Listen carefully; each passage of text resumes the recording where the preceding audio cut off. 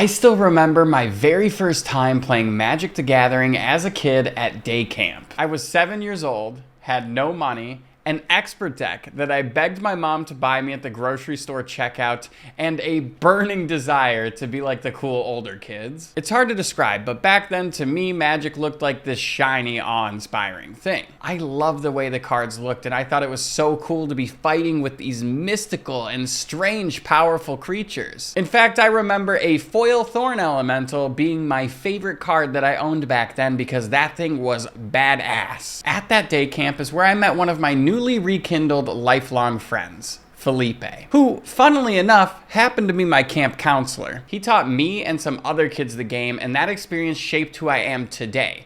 I never stopped playing card games. So fast forward, after years away from the game and a good run at trying to become a professional Yu-Gi-Oh player, I came back to Magic the Gathering at 19 years old. It was April 27th, 2013 at the Midnight Dragon's Maze pre-release, and you will never guess who was there claiming to know me. And I honestly didn't believe him until he showed me this picture of me in 2001. That is when it all came flooding back. At that pre-release, Felipe introduced me to something called Elder Dragon Highlander, or EDH for short. Today's name for that is Commander. Back then, most people I knew referred to it as EDH, even though Wizards came out with official Commander product in 2011, signifying the shift from EDH or Elder Dragon Highlander to the name of Commander, which it is now. And back then, you might not believe it, but the format really wasn't what it is today. In fact, it was sort of a hipster way to play the game, in my opinion. It wasn't the most popular. At that time, the standard format was by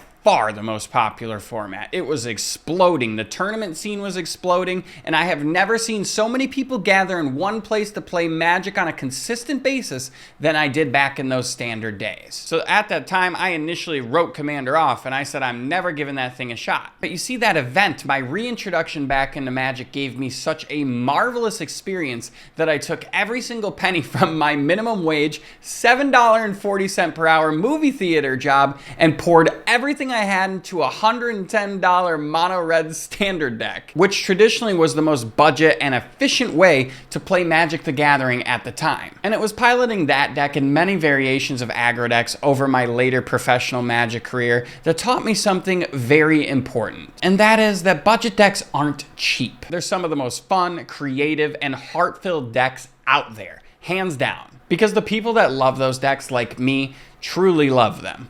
However, Felipe does not love budget decks, but he did love the Squall deck that I made so much that he made a budget-free version. So I got to thinking, is there a budget Commander deck that I could make where Felipe's like, yeah, I'm totally down to try playing budget? Because usually at our budget tables, he whips out some bracket 4 deck that has no budget constraints and plays every good card under the sun. So I sat down and I went through every single one of my Commander decks. We obviously know that Felipe likes the Squall deck. He built his own Squall deck because of the video.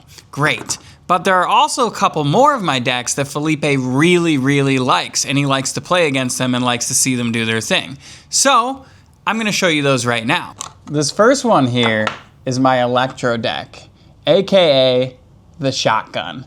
So this deck can function in a lot of ways like a Storm deck, but also as a total like shotgun. Like you have so much mana in your mana pool from Electro that somebody goes to kill you, you can just either get rid of the Electro or block with the Electro, and then you just one-shot somebody and take them out of the game. It's kind of like if you play like Werewolf, right? And there's one of those rolls where you have the shotgun in the corner. If someone visits you at night, they're dead.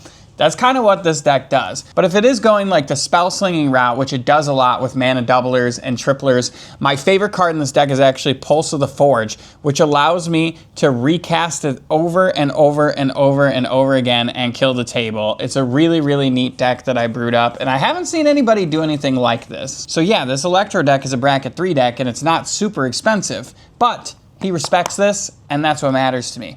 And the other deck that Felipe really loves is my Jaws deck. Now this deck is bracket 4, and it is definitely a hard bracket 4, and it is a very, very aggressive and mean deck. And as you can see, there's blood in the water. So the way this deck works is you try to get in a couple attacks with Jaws as soon as you can, right? If you get in 2 attacks, you're usually good because then you have 10 blood tokens that you make. So we just get Jaws out as soon as possible with something like Seething Song, and then we can use something like Inspiring Statuary to cast all of our spells, and we use damage doublers and triplers and a sack outlet to sack all of our blood tokens and kill all of our opponents, with Jaws doing most of the foundational starting work of damage to our opponents. And it's pretty resilient for a mono red deck because you're literally one top deck away from something like Saheeli's Directive, where you can just go from completely losing the game and everyone's leaving you alone to just boom, killing the whole table in one fell swoop. Not a combo deck, but it is a really fun deck that I like to play, especially if we're trying to get a fast game in at the end of the night. So my thought process is, what if I mix all of these things together? The decks that Felipe likes, the way that Felipe plays, and an extreme budget constraint to show Felipe that you don't need to have a $2,000 commander deck to have a good time and roll faces in a casual game. So Felipe's favorite way to win the game is by making the whole table scoop, and he doesn't really play any practical win cons. He just makes everybody go nuts, which I don't really agree with. So I did put some practical win cons in here, but I also left in the ability to just let people scoop, because I wanted this deck to be reminiscent of Felipe's playstyle. But also this deck is very, very strong and very, very cheap. At the time of this recording, the deck costs $38. So here's our commander. Unesh Cryosphinx Sovereign. It is 4 colorless and 2 blue, a legendary creature Sphinx, a 4/4 with flying. Sphinx spells you cast cost 2 colorless less to cast. Whenever Unesh Cryosphinx Sovereign or another Sphinx enters the battlefield under your control, reveal the top 4 cards of your library. An opponent separates those cards into 2 piles. Put 1 pile into your hand and the other into your graveyard. So the way this deck works is it's sort of like a tempo control / Sphinx storm deck. So we try to get a bunch of cheapeners on the board. We try to make our Sphinxes as cheap in mana cost as possible while we hold up counterspells. And if you look or you were listening closely, it's whenever another Sphinx enters the battlefield under our control. Meaning it's not cast, it's enter. So we can blink our Sphinxes and get a lot of value and have a lot of cards in our hand. We pretty much never not have a whole bunch of gas in our hand. So I'm excited to show you how this deck works, because this budget deck gets out of hand very, very, very fast. So initially, you're obviously going to want to get Unesh out and hold up a counterspell to protect Unesh. And the next turn is when we just start going buck wild and spamming the whole field with Sphinxes. But to get Unesh out and get all of our Sphinxes flooding the field, we're going to need mana. So let me show you our ramp package for this deck. First, we have Worn Power Stone, which is 3 mana and it enters the battlefield tapped and taps for 2 colorless. Then we have Felwar Stone, 2 mana, tap to add a color of a mana our opponent's control. Then we have Arcane Signet, pretty self-explanatory. We also have Mind Stone, which we can use to cycle for a card later on, but we're mostly just playing this for mana. Then we're playing Everflowing Chalice, which once we have a bunch of mana or other rocks, or even on turn 2, if we want to play this and make 1 mana, it's just a really good versatile card. Then we have one of the most important mana rocks in our deck, and that is Thought Vessel. You have no maximum hand size, tap for a colorless. This card is fantastic in our deck because we always have a bunch of cards in our hand, like way too many cards in our hand. Then we have Classic Soul Ring, Wayfarer's Bauble, an easy way to thin out the deck and get us some ramp.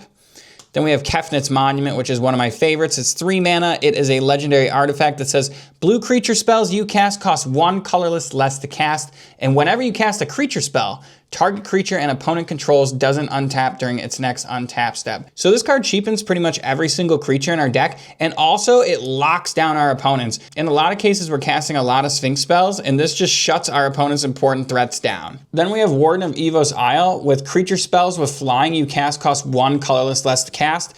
Pretty much all of our creatures have flying because they're Sphinxes.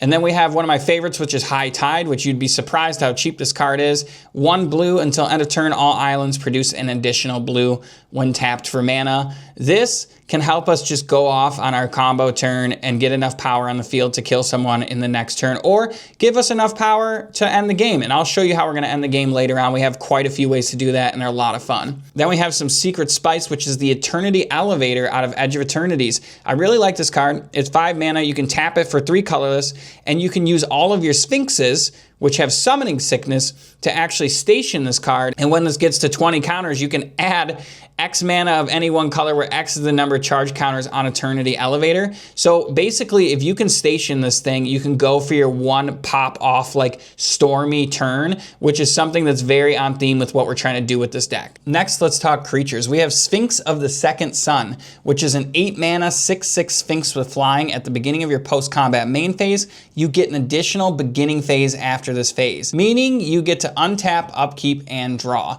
This card's fantastic. It allows us to attack with our Sphinxes and keep a lot of stuff back on defense. We also have Curator of Mysteries, which is 4 mana, 4/4 with flying. Whenever you cycle or discard another card, scry 1. If you didn't find a way to have a maximum hand size, whenever you're discarding a hand size, you're scrying 1, which is pretty useful, but we're mostly playing this just because it is a Sphinx. With the cheapeners, we can get it down to 2 mana, and it's a 4/4 flyer. We also have Windreader Sphinx, which is 7 mana. It's a 3/7 with flying. Whenever a creature with flying attacks, you may draw a card. And that says a creature with flying, so that also counts your opponents. But because all of our creatures have flying almost, and I think there's like 26 of them in here, then this is absolutely bonkers in our deck. We also have Enigma Thief. It is a 7-drop 5/5 with Prowl. So if we dealt damage with a Sphinx or Rogue, which we're gonna have a Sphinx that can deal damage, we can cast it for 4 mana. When it enters the battlefield, for each opponent, return up to 1 non-land permanent that opponent controls to their hand. It's awesome because we can blink this card with some of the cards I'm gonna show you later. And we pretty much want all of our Sphinxes who are coming into play at a mana cost that's greater than like 2 to do something. And this is one of those things that does something. It disrupts our opponents. It's removal on a stick. We also have Sphinx of Uthun, which is a 7 mana 5/6 flyer. When he enters the battlefield, reveal the top 5 cards of your library. An opponent separates those cards into 2 piles. Put one into your hand and the other into your graveyard. It's basically just a slightly bigger version of what our commander does. So when this comes into play, we actually do that twice, which is pretty cool. We're gonna fuel up our hand with all of the counter spells, all the removal, and all the utility that we need. We also have Dream Eater. This has been one of my favorite Sphinxes since it came out. It's 6 mana 4/3 flash flying, and when it enters the battlefield, you surveil 4. And when you do, you may return target non-land permanent and opponent controls to its owner's hand. So another removal spell on a stick, and you can stack the triggers so that you surveil 4, and then Unesh's ability resolves, allowing you to just craft those top 4 cards of your library. Next, we have Jwar Isle Avenger. Try to say that card. It is literally a tongue twister. It is a 3/3 for 5 mana, but it has a surge cost of 3 mana. It's a Sphinx with flying. Pretty self-explanatory, and we can play this off surge a lot. Just another Sphinx. Then we have Cloud Reader Sphinx, which is 5 mana flying, 3/4. When it enters the battlefield, scry 2.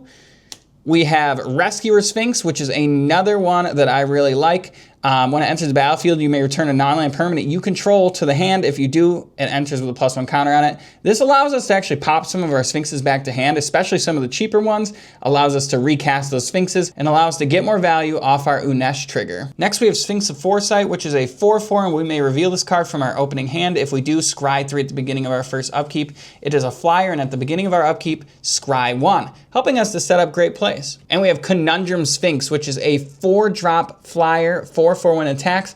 Each player names a card. Then each player reveals the top card of his or her library.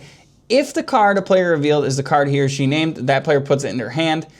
If not, player puts it on the bottom of his or her library. This works really well because we actually have, just like the Sphinx of Foresight, and I've shown you some other cards that scry, this card's pretty useful. Then we have Argent Sphinx, which is a 4-drop 4/3 flyer with Metalcraft. We can pay 1 blue to exile it and return to the battlefield under our control at the beginning of the next end step. And we activate this only if we have 3 or more artifacts. We have a good amount of artifacts in this deck, and this triggers our Unesh every single time it enters the battlefield, allowing us to just fuel up our hand and get a ton of cards. And hopefully, we fill up our hand with a bunch of ramps so that way we can just keep popping off. And what we look for in many circumstances is to overload the board with a ton of Sphinxes and have so many counterspells for backup, or we're gonna win the game in some of these other ways I'm excited to show you. Then we have Sphinx of Forgotten Lore, which is a 4-drop 3/3 with flash flying. Whenever this creature attacks, target instant or sorcery card in your graveyard gains flashback until end of turn. The flashback cost is equal to that card's mana cost. Really good utility card. Then we have Riddlemaster Sphinx, which is a 6-drop 5/5 flyer. When it enters the battlefield, you may return target creature and opponent controls to its owner's hand. another piece of removal on a stick that we can blink over and over and over. All right, we showed you the Sphinxes. Now let's show you some of the Shapeshifters, which are basically in our deck just cheaper Sphinxes that allow us to just draw a bunch of cards. They're like draw spells. So we have Universal Automaton, which is a 1/1 with Changeling for 1 mana. 1 mana, we're gonna look at the top 4 cards of our library and put some of these cards into our hand. Pretty sick if you ask me.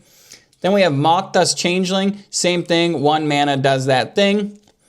Then we have a Meeboy Changeling, 2 mana, does the same thing, except we can actually use this in some cases to gain or lose creature types or do it to our opponents. You never know when the circumstance arises.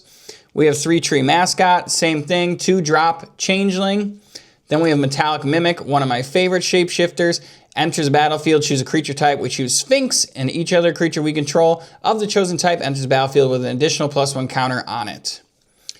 We also have Shapeshifter, one of my favorites. It is a 2-drop Changeling 1/1. It becomes a copy of target creature until the next turn. You never know when this card is going to be useful, especially if your opponents have some creatures that actually have attack triggers. Then we have Bloodline Pretender as a 3-drop 2/2 a Changeling. When it enters battlefield, we choose Sphinx. All our Sphinxes enter with a +1 counter. And we have Mistwalker. It is a 3-drop 1/4 flying. We're just going to choose Sphinx, but we can pour some of our extra mana in here to do some damage to our opponents. Before we get into the win cons of the deck, let's talk about our utility, our board wipes, and our targeted removal. We have Ghostly Flicker. It is a 3-drop instant. Exile 2 target artifacts, creatures, or lands we control, then return those cards to the battlefield under our control. So let's say we have 2 Sphinxes on the board, and we blink those Sphinxes, we're gonna get Unesh's ability to trigger twice, 1 for each Sphinx. Meaning we're gonna look at the top 8 cards of our library and we're gonna put a certain amount of them in hand, whatever our opponents choose. Same thing with Teferi's Time Twist, but it only works on 1 creature. Another thing to mention is that with these blink spells, they're actually pseudo protection spells. So if someone targets Unesh or another one of our Sphinxes with a targeted removal spell, easy. We just blink it in response. Then we have Hide on the Ceiling from Spider-Man. It is a blue X instant. Exile X target artifacts or creatures. Return the exiled cards to the battlefield under their owner's control at the beginning of the next end step. Great card in our deck. We can target so many different cards. And we can actually target our opponent's cards if we want to get them out of the way from blocking. So this card's really good. Then we have Displace. Exile 2 target creatures we control. Return to the battlefield. We have Washout, which is one of our pseudo board wipes in mono blue here. Is 4-drop sorcery. Return all permanents of the color of your choice to their owner's hands. So whoever your biggest problem is, well, we're gonna wash them out. Then we have Aether Spouts and Aether Eyes. My 2 favorite blue pseudo board wipes in the game. I don't really like to board wipe people for fun, but if they mess with me, that's their fault. They made the choice to get Aether Spouted or Aether Eyes. So for each attacking creature, its owner puts it on the top or bottom of his or her library and return all attacking creatures to their owner's hands. These 2 have been my lifesaver and I really like them. Then we have a pseudo win con here. It's Reigns of Power for 4 blue mana. You and target opponent each untap and gain control of all creatures the other one controls until end of turn, and they have haste. So this card is really, really awesome and really fun, especially if we get board wiped or we don't have much on the field, or we can trade with one of our opponents and attack somebody else. There's a lot of utility to this card. It's great. We can also use it to block, but I like to use this card offensively. Then we have Illusionist Gambit. It is a 4-drop blue instant. You can only cast it during the blocker step on an opponent's turn and remove all attacking creatures from combat and untap them. After this phase, there's an additional combat phase. Each of those creatures attacks that combat if able. It goads all the creatures that were attacking you. We also have Reality Shift. It is a 2 blue instant. Exile target creature. Its controller manifests the top card of his or her library. And we have Mana Leak. It is a 2-drop instant. Counter target spell unless its controller pays 3. People are never ready for this. Then we have Negate, counter target non-creature spell. We have Foil, which is a very Felipe-esque card. Felipe likes playing all those cards that are 0 mana to cast, and this is one of those cards that fits perfectly. It's a 4-drop instant, so you can counter a spell for 4 mana, or you can discard an island and another card from your hand and play it for free. This card's really cheap. We always have a million cards in hand. It works perfectly in our deck. Same thing with Forbid. It is a 3-drop. We can counter target spell, and we can also buy it back, meaning we can put this counter spell back in our hand by discarding 2 cards. In a lot of cases, we have a bunch of extra lands in our hand that we'll never be able to play by the end of the game, so this card is absolutely fantastic. Then we have Stoic Rebuttal. We are playing lots of artifacts in our deck, as you saw. I think there's 12 of them, which is a good amount. If not, we can just counter a spell for 3 mana, but in a lot of cases, this turns into an actual counter spell for 2 mana. And speak of the devil, there it is, it's Counterspell. Then we have Unified Will. In many cases, we have more creatures than our opponents, so we can counter a spell if we control more creatures than that spell's controller. And we also have an offer you can't refuse. For 1 blue, counter target non-creature spells, controller creates 2 treasure tokens. We have Arcane Denial, counter spell. That spell's caster draws 2 cards at the next turn's upkeep, and we draw 1 card, meaning it replaces itself. We also have Runaway Together, one of my favorite removal spells in all of Magic. 2-drop instant, choose 2 target creatures controlled by different players, return those creatures to the owner's hands. So you can bounce 2 different creatures from your opponents, or you can bounce one of your Sphinxes back to your hand so you can fuel back up and one of your opponent's creatures. Just a great versatile card. We also have Reflections of Lit Jara. It is a 5-drop enchantment, and it enters the battlefield. We're going to choose Sphinxes. So whenever we cast a Sphinx spell, we're going to copy that spell, meaning we're going to trigger Unesh twice because we have 2 Sphinxes coming in, and we're going to have a bigger aerial army than before. And then we have Elixir of Immortality. We don't want to deck out because we're drawing so many cards in this deck that Elixir of Immortality helps us. It is a 1-drop artifact. We can pay 2 and tap it. We gain 5 life, shuffle Elixir and our graveyard into the owner's library. There are better ways to do this if you're not on a budgetary constraint, but this card is a really good catch-all that saves us in a lot of cases. Then we have Soul Guide Lantern. It is a 1-drop artifact, and when it enters the battlefield, we exile target card from a graveyard. We can tap it, sacrifice it, and exile each opponent's graveyard. We can also pay 1 mana, sacrifice a Soul Guide Lantern, and draw a card. Another strong card that you could play instead of this is Relic of Progenitus. Lastly, we have our win cons, okay? I'm not Felipe. I'm not just gonna sit here and make everyone scoop, although in a lot of cases, this deck kind of storms off and takes long turns because you're doing a lot of really cool, flashy stuff. So people will scoop, or they just die to the attacking Sphinx army. But one of my favorite ways to win with this is a Tempest the All-Seeing, which is a Sphinx that's in our deck. It's a 4/5 flyer. We can tap and pay 3 mana to draw 2 cards and then discard a card, or whenever it deals damage to an opponent, you may reveal your hand. If cards with at least 6 different converted mana costs are revealed this way, that player loses the game. This card is so sneaky, and we have so many cards in our hand that people are just always worried when this thing's on the field because it's very, very possible to just do the thing. We also have Sturmgeist, which is a 5-drop star flying. Its power toughness are equal to the number of cards in our hand. As we know, we're gonna have a lot of cards in our hand, and whenever this card deals damage to a player, draw a card. But this thing can one-shot people. Here's a couple more classical ways to win the game, especially if you want to take this more seriously and upgrade this. We have Laboratory Maniac and Jace. If we would draw a card while we have no cards in our library, we win the game. This is a very, very real possibility that I have won with this deck many, many times. It's so strong to deck yourself out. And that's also why I was talking about how Elixir of Immortality is our insurance in case we can't quite pull this off. But having these 2 win cons is awesome. So as you can see, between scooping, combat damage, and all of these other ways to win, we have a fair amount of ways to win the game. We're going to talk about our lands, which are pretty much just all islands. If you want to upgrade the land base, you can, but we have the Reliquary Tower, of course, which took up a chunk of our budget. And then we have Eden, Seat of the Sanctum, which is a land that we can tap for a colorless. We can pay 5, tap it, mill 2 cards, and then we may sacrifice this land if we do return another permanent card from our graveyard to our hand. This is one of the ways that we can recycle and get some of our more valuable prizes or Sphinxes back. It's a great card, and the rest are islands. But there's a lot of room for improvement here with the mana base specifically if you want to upgrade your budget. Now let's talk about some of the upgrades that are immediate upgrades that just come to my mind for this deck and things that I've tried in the past. So if you want to be a big baller and add to our win con package, you can play Thassa's Oracle and make everybody mad at you, but this card is literally half the price of our deck. Then you have Spectral Deluge, which is a board wipe I wish I could have included, but it's a $4 to $5 card, and you can pay 3 and 4 tell it. Then we have Quantum Riddler, which is a very pricey Sphinx because it's played in standards of 4/6 for 5, flying when it enters draw a card. If you have 1 or fewer cards in your hand, if you would draw 1 or more cards, you draw that many cards +1. It also has Warp. Then we have Force of Negation. These cards are great. Free counterspells are great. Force of Negation, Force of Will, etc. And we have Sakashima the Imposter, and we have Sakashima of the Thousand Faces. We can copy our commander with this and trigger our Sphinxes twice. Fantastic. It just leans into being a more powerful, streamlined deck. Then we have our last counterspell, and that is Stubborn Denial. 1 mana, Ferocious. If we control a creature with power 4 or greater, which we will, counter the spell instead. So yeah, this deck is absolutely bonkers, and I highly suggest that you guys try this thing out. It's like a storm deck, beat down deck, and combo deck all in one.